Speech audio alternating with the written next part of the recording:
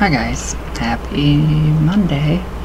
And what is this? The new moon? So we have a lot of good things to look forward to actually bring in some stuff for this new moon.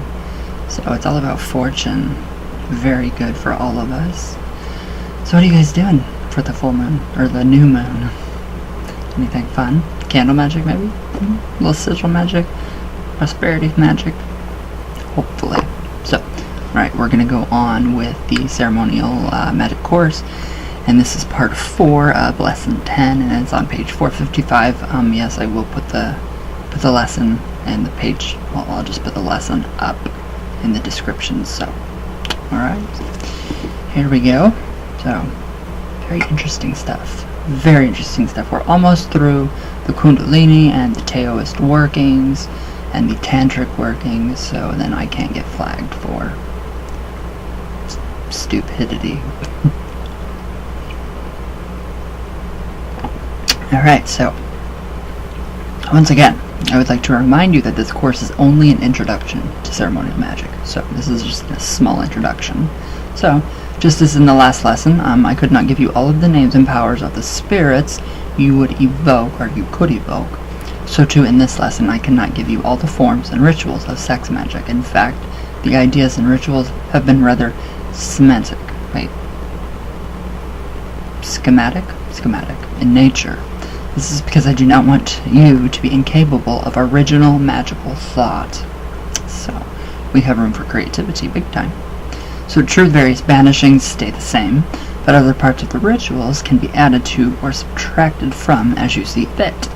That's what I like. That's what I was waiting for. Thank you. So the only judge in this must be your success or failure. So I've had plenty of success with this book. So that's very good. So with your knowledge of the 3 types of sex magic, inner and outer alchemy, and thought control, which is actually really working. It's working very well. So you should be able to pick up any book which covers sex magic and understand what is being said. So I say should, because most magicians who perform sex magic try to keep their secrets under the cover of coded or twilight language. And that's what I am trying to do. It's not working whatsoever. So others hide it in archaic or obsolete wordings that make A.E. Waite seem clear and simple. So, it is claimed by some that the wandering, whatever that word is, and minstrels of the late Middle Ages practiced some form of sex magic. So this was coded in their music. So the word die in those songs meant to have an orgasm. So by understanding this, such lyrics as I die in sweetest agony became very clear in meaning. So later this tradition was carried on in Victorian age erotica. Very interesting. Very interesting how they can code it. I can't. So erotica wherein an orgasm was frequently described as the little death. And there's a French word for that. Something la petite. So I'm not sure what that was though. So Aleister Crowley, being no stranger to erotic literature, continued with the same allegorical idioms. In magic and theory and practice, he claimed to have had a sacrifice of a male child of perfect innocence and high intelligence. 150 times a year between 1912 and 1928. Of course, he was not talking about taking away lives. Some Crowley commentators claim that this refers to magical masturbation of the outer alchemy tradition. Alright, so this does make a lot of sense. It does, it really does. People judge the book by the cover, but they don't understand it. The coding, the different coding that he did. So other claims that he was taking away the virginity of another person. So if the latter is true, I'm inclined to believe that Crowley did more than a bit of leg pulling concerning numbers. But we don't know for sure. In a ritual appointed in Crowley's massive work, The Equinox, there is an introduction for one of the participants in a ritual to take a sword and slit his throat therewith. This probably refers to magical masturbation, so in context it occurs while watching another couple engaged in ritual sex magic. So, that makes, that makes a lot more sense as to these very obscure and grotesque rituals that he supposedly did, but it's all coded, so it's pretty good, pretty thinking. He had a lot of ideas. He was a very madman. He was mad, but he was a genius. So aren't all madmen geniuses? Alright, I feel like I'm foggy. There we go. Alright, that looks better. A lot better. So yeah, I love that. I love the way that they're, using these codes.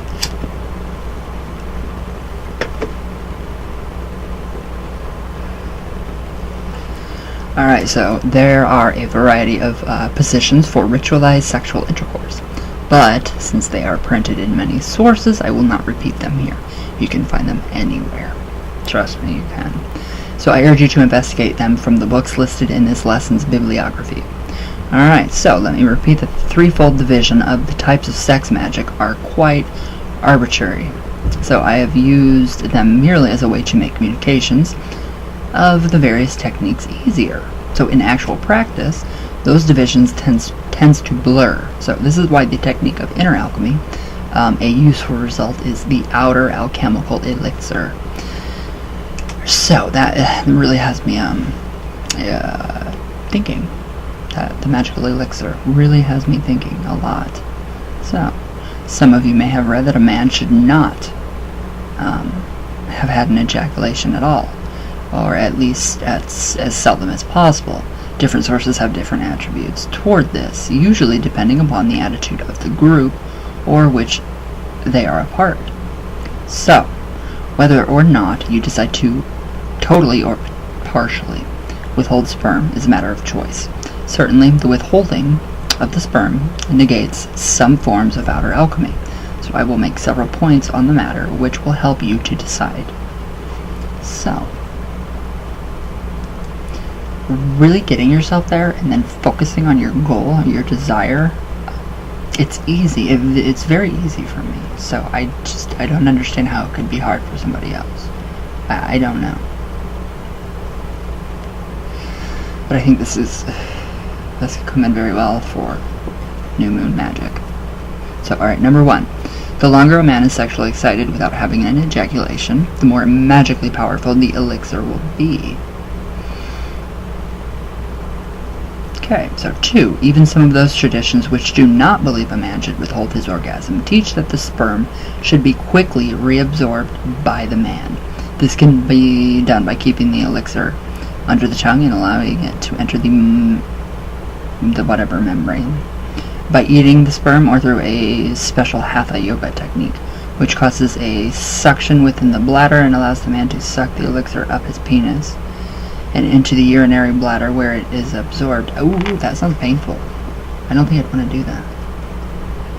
I don't think I could do that. That sounds very painful. Wow. Alright, so 3. One of the reasons that the withholding of sperm is suggested is for birth control. Huh. True. Alright. So modern birth control methods are quite effective for this purpose. Alright, so 4. One of the reasons Karaza was practiced was because it saved the lives of women. A major cause of women's deaths has been complications of the birthing process. While the death rate due to giving birth has dropped remarkably in economically advanced countries over the last 100 years, it is still a problem in many places in the world. However, I dare say that the most of you reading this have access to modern birth control methods and birthing procedures, so Karaza at this date should not be held as important for saving women's lives. So, yeah, obviously. Alright, so number 5. Many Chinese texts believe that as a man gets older, his ability to have an erection and produce sperm diminishes. Guess it depends on the man. So, thus, while a man is young, he may have an ejaculation more than once a day. But as he ages, he should lessen this number until, in old age, he may ejaculate only once every few months. Oh, wow. I don't look forward to getting older. Anyways, this does not mean that he should in any other way limit his sexual pleasure. Those of you who are interested in Chinese and Taoist philosophy may wish to consider this attitude. So, very different. So, alright, 6.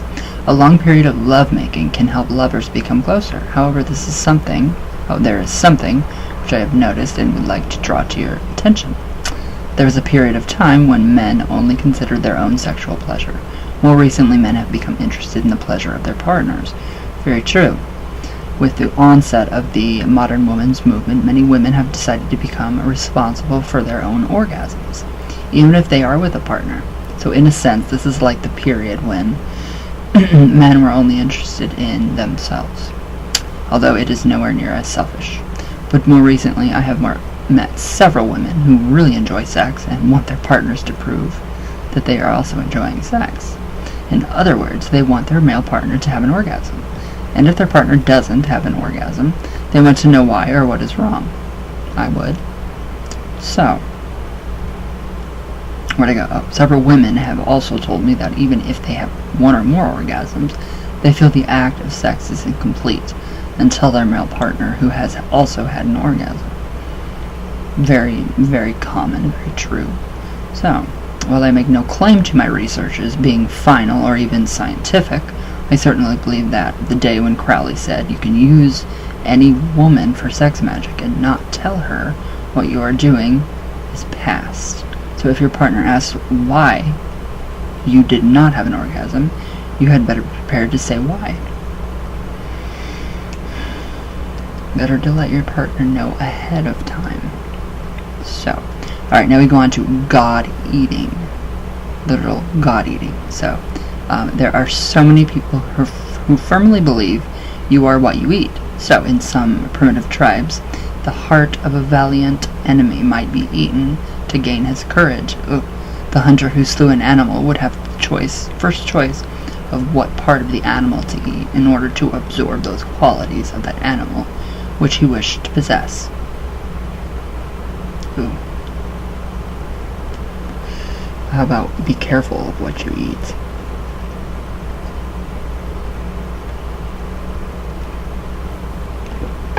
Alright. So the ultimate form of this belief comes with God eating. So this was a pre-Christian tradition which was eventually adopted by the Christians, and especially by Roman Catholicism. So the idea is simple. Bring the essence of a god or goddess into something edible, and then allow the worshippers to eat that food and thus eat that god or goddess. The result of this would be that those who ate the deity, alright, so I see where this is going, would absorb the qualities of that deity. So, the little wafers from church, Catholic Church, and the wine. So I find another similar idea far more enticing. So in the essence of a deity can be invoked into food or drink. Why not invoke that god or goddess into a person and have sexual relations with that god or goddess? Certainly the myths of Greece and Rome are filled with such ideas. So there are some Wiccans or witches who do practice this, calling it the Great Rite.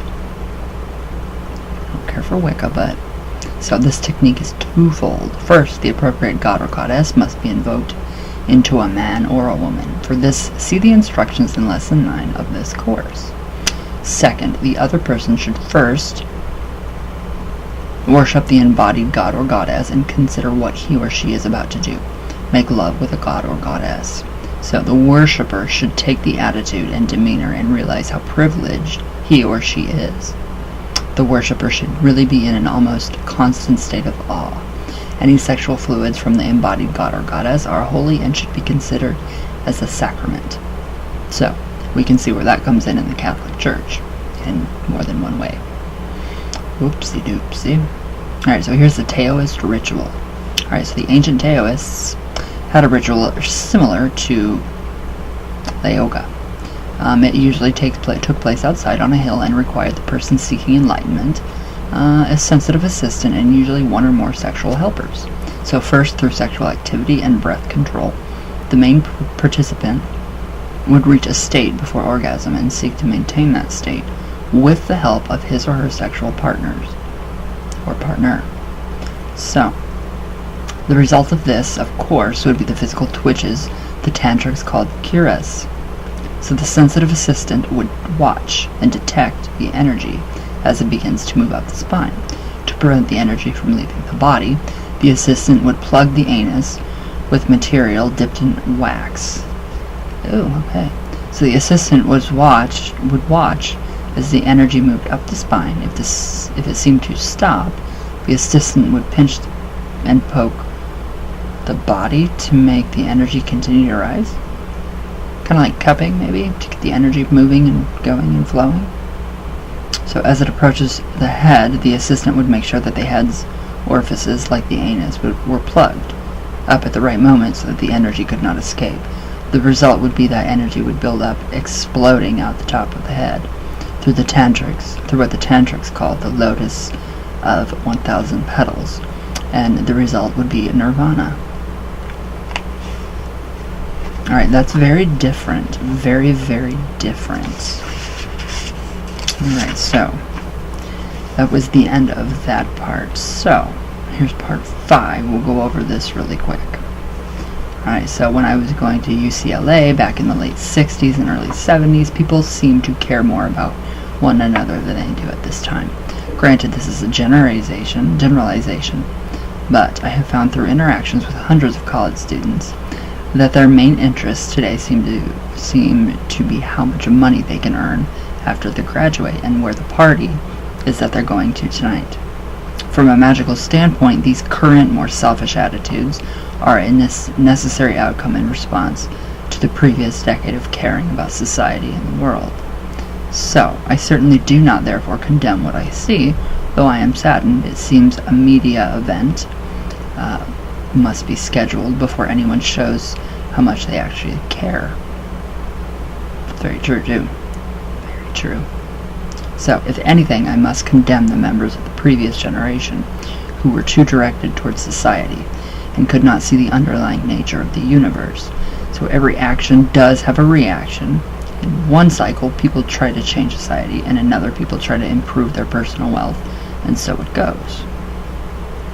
So, alright, so I have yet to meet any group which is perfect, but one group which I have always supported is the loosely knit women's liberation movement. Certainly it had what I consider to be necessary excesses in the beginning, but one thing which was very important was their insistence that each woman should be viewed as a unique individual and not as an object.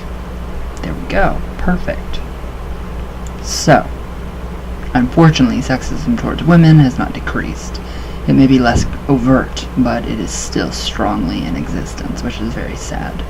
So, to top this off, there is a new prevalence of sexism towards men. So in the past, I have heard men talk about their dates, not in terms of women being interesting, intelligent, fun to be with, stimulating, erotic, etc. Rather, they talk about the size of her boobs or shape of her legs. Very true with a lot of straight men. And gay men are not any different with their men. So, recently I have heard more and more women, when discussing their dates with men, describe them not as fun, intelligent, gentle, kind, generous, stimulating, etc. So rather they talk about how he was cute and had tight buns or good pecs. That's also very true. So, far be it from me to criticize beauty. It is a marvelous gift from the divine, although the divine is helped quite frequently at the spa and by the plastic surgeon. Still, to judge a person only on their appearance is nothing less than vicious and cruel. It turns people who don't match the norm into sad, unfulfilled, and lonely people. And that's very true. That's what society does right now. That is what is going on everywhere. So, where'd I go? Oh, and since most most of appearance is a gift of birth, it is clearly but a step away from racism. So yeah, sexism, it's all about conditioning. So it is not only those who are oppressed who experience loss as a result of appreciatism, appearanceism. So those who do the oppression suffer too, for they never interact with others who may have a beauty inside which far outshines their appearance. So more the oppressed might be able to add to the life of the oppressor more than the oppressor could even imagine. It's very different. So I freely admit that I like to be in the company of what I consider to be beautiful women. However, some of the most interesting women I have ever met have not stepped out of a magazine centerfold. In fact, the women who have been my favorite and most erotically exciting lovers have not been overwhelmingly pretty. So those who have studied Crowley's life know that he took exceedingly ugly women for lovers on purpose. But what does all of this have to do with sex magic? Really, what does it have to do? Perhaps the most racist and sexist society, which never existed, was India's during the Middle Ages. Everyone had strict rules to follow, depended upon the parentage. So this caste system existed for hundreds of years. So if you were in upper class, you should be defiled by having the shadow of a member of the low class in an untouchable pass over you. So it was a racist, sexist society, which makes ours look like pure equality by comparison. But there were freedom fighters then as now. Yeah, I see that. Big time now. Big time. So, during the day they obeyed all the rules, but at night, when the curtains were pulled, things were different. Rather than trying to change society, they tried to change themselves. Outside, they acted like anyone else. But in their temples, within the Kalakakra, or a magical circle, these Kalua tantrics treated everyone equally. Caste, appearance, skin color, or shade made no difference. I like that. So inside the tantric temples, all men were gods, and all women were goddesses. That's how it should be. And these tantrics developed a whole philosophy of beauty, love, understanding, sensitivity, science, and art, while Western Europe went through the Dark Ages as a period of hate, filth, superstition, ignorance, prejudice, and selfish egotism. Naturally, when the Westerners conquered India, well, with their better weapons, they tried to destroy tantrism for being evil. So, you may have heard of the Kalakakra and its group sex magic ritual. If you have some friends and have been practicing the material in these lessons and wish to try the ritual I will present next, you all must adopt the attitude of the tantrics. So it is very unlikely that all of you will appear to have stepped from the pages of Playboy Judgment's Quarterly. So you must be able to see the beauty and the divinity, the likeness of the god or goddess within us all. So, yeah, due to society and the impact of film and television, it is doubtful that a group of 10 men and women could do this. Therefore, I suggest starting with the preliminary exercise. So this exercise should be done with a minimum of 3 men and 3 women. 5 or more of each sex would be preferable. In a large room, let there be 1 of the women and all of the men. So there should be a comfortable chair in the center wherein sits the woman. The men sit on cushions in a circle around her. Everyone should be naked. The other women should sit outside the circle in darkness and may not be dressed, or may not be dressed.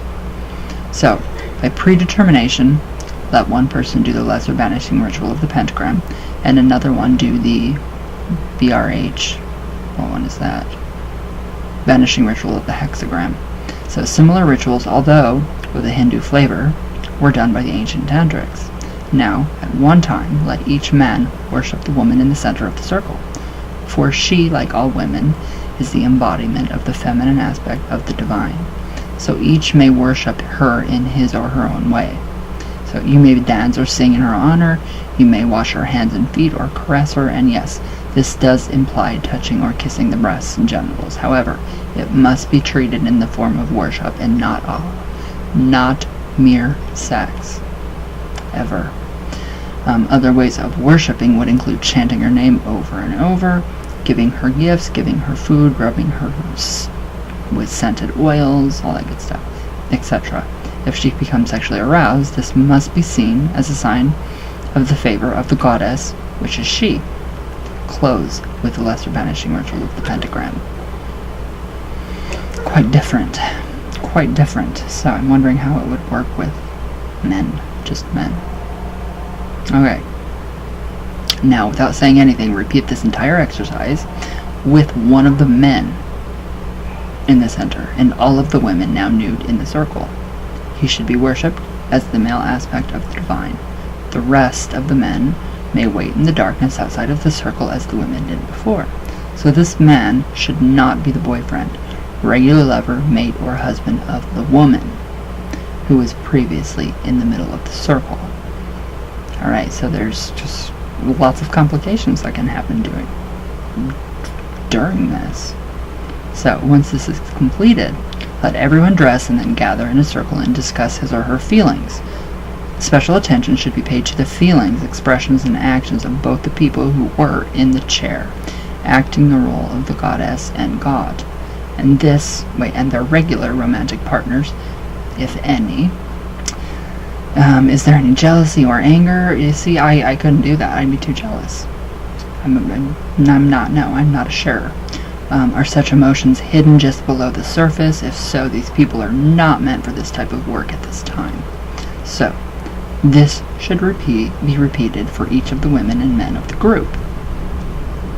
So, yeah, no, not for me. No groups. The ancient tantrics had nothing like this. So, but they did have years of training under the watchful eye of the tantric master teacher. So, very interesting stuff. Very interesting stuff. I'm gonna have to reread this entire book again for the 3,000th time. So, when the teacher decided that a pupil was ready to participate in the Kalakakra ritual, and only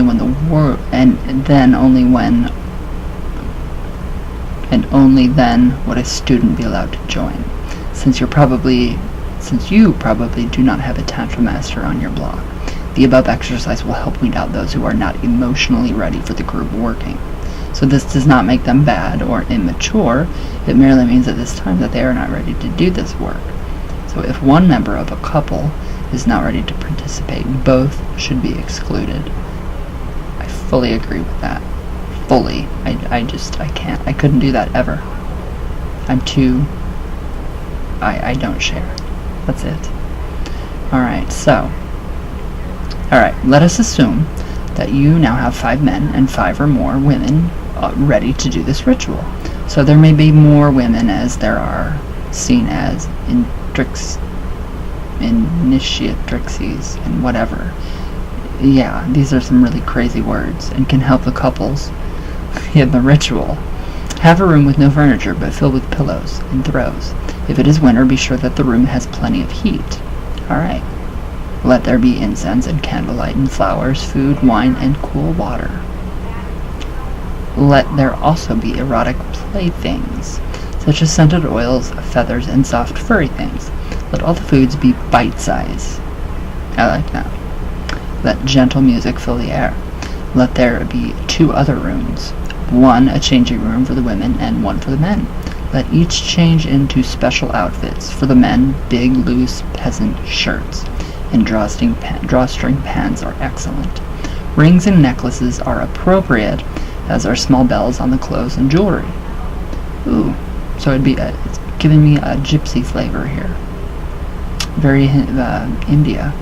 So the same is true for the women. Only their clothes should be even more sheer than the men's. They should also apply makeup and even exotic body paintings to exaggerate their sexuality. So an example of this might be adding some red color to the areolas around the nipples or the pubic hair. Also use small drops of different scented oils at various spots on the body so that a traveling nose can find the different scents wherever it goes. Okay, so all of the women should wear soft shoes which are easily identifiable from each other. So let the men go into the main room first and do the lesser banishing ritual with the pentagram and the banishing ritual of the hexagram. Once this is done, one man should take the knife used for the lesser banishing ritual of the pentagram and touch its point to the floor just to the right of the door through which the women will enter. He should then pick up the blade straight up as high as he can reach and move it over the top of the door and down to the floor by the left of the door. He has thus made a doorway in the magic circle to allow the women to enter. A knock on the door will be a signal for them to do so, and once they come into the circle, the actions of the man with the knife should be reversed so that the circle is closed. Perfect sense. So, the men should sit down, should sit toward the rim of the circle. Now, the women should walk or dance in a clockwise manner around the circle.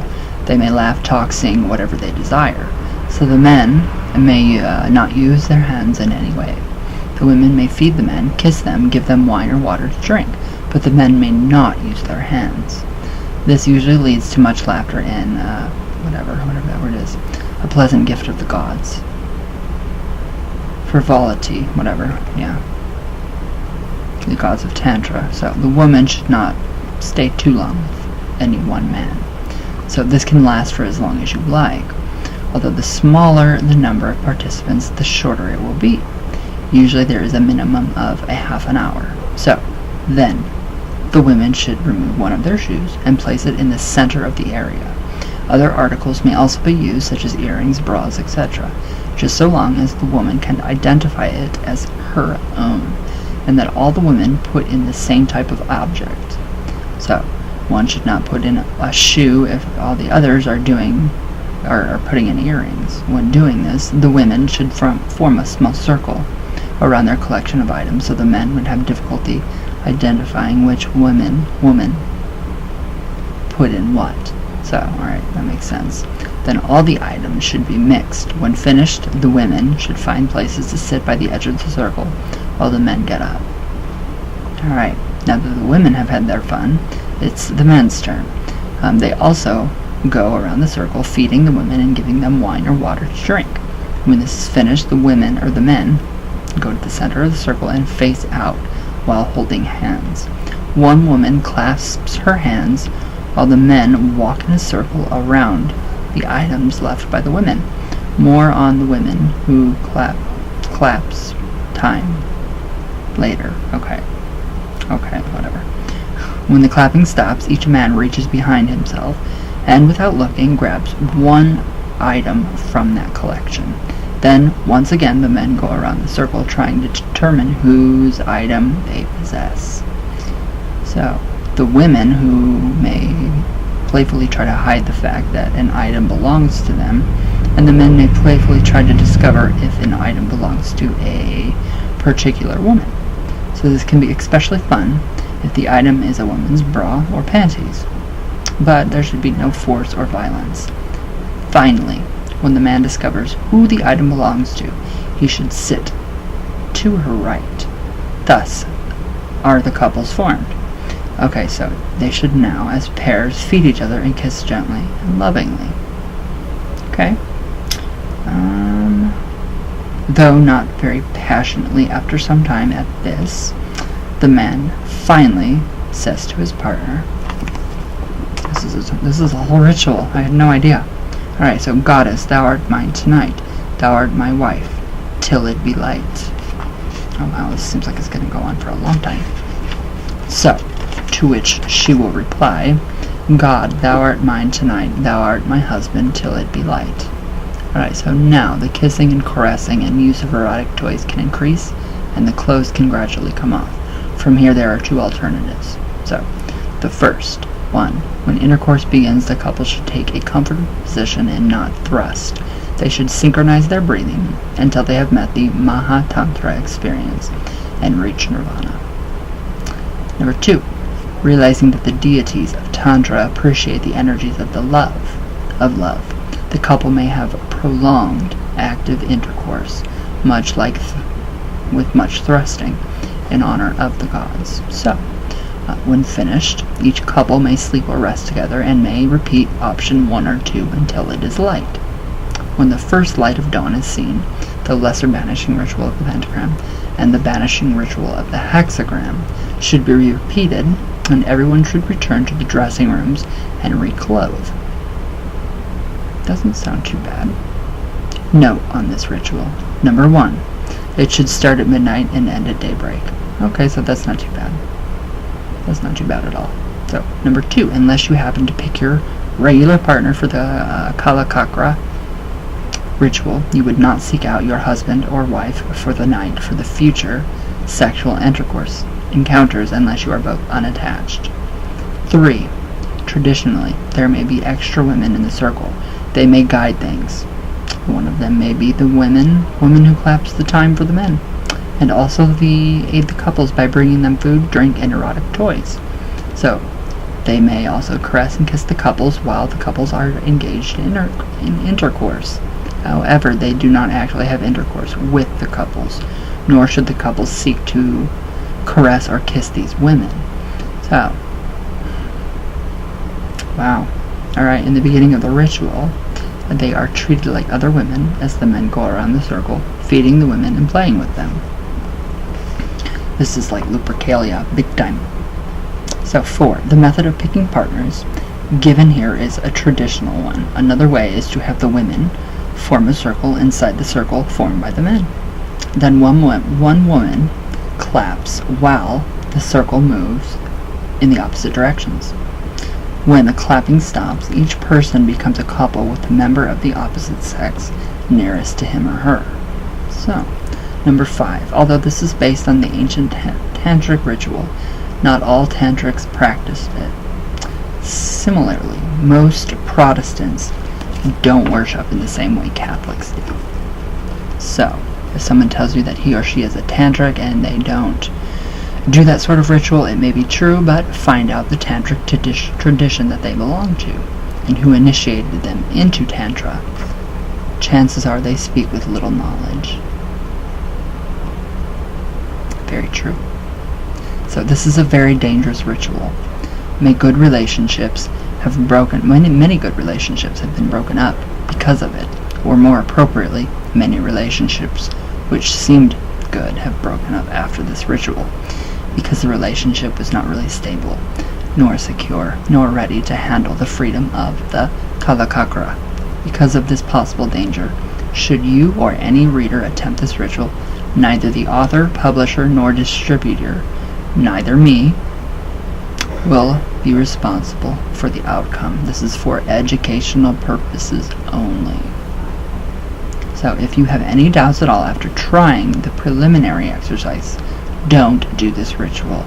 The ritual of the Kalakakra has been included primarily for purposes of completeness, and for those who are capable of dealing with this freedom, with this much freedom. But just as those of you who have practiced ceremonial magic in a group have no doubt discovered that increased numbers do increase the power of the ritual, so too will those who practice this version of the Kalakakra ritual find the nearness of others doing sex magic will increase your own abilities and success. So I can see how that can break up. So yeah, just be very, if you do this, just be very safe, be very careful, make sure that you know who you're with. I would actually do, just self magic. So it just make more sense. I don't think, and then your partner can't get mad, and then there's not a breakup or a fight or a divorce and all that crazy stuff. So it's pretty interesting too, especially for this full or this new moon. So I'm really, really interested in what's going on with this full moon. So this could be a really good time to really, like tonight, you could just say, get your energies raised, do the breathing exercises with the stomach, and really feel the energy coming, you know, like in your base chakra. Feel that energy coming up. Hold, focus on your goal, and let go. That would be so simple. And it's specifically on fortunes for tonight. So I think that would be a pretty good self-ritual to actually just be with yourself. Go to bed with yourself. Love yourself. So, alright guys. I hope you enjoy.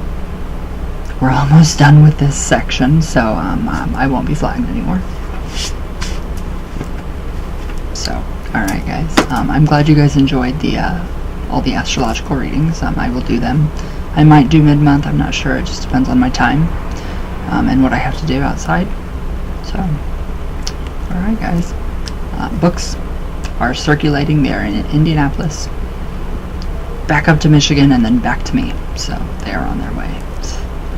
They are very well traveled. They have more travel than I do. So, alright. I love you all very, very, very, very much. All the way from Venus.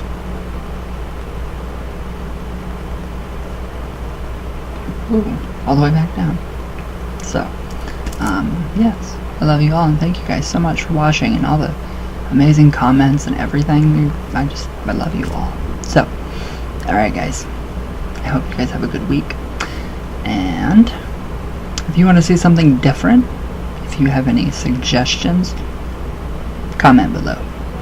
So, alright guys. I love you all, and thanks for watching.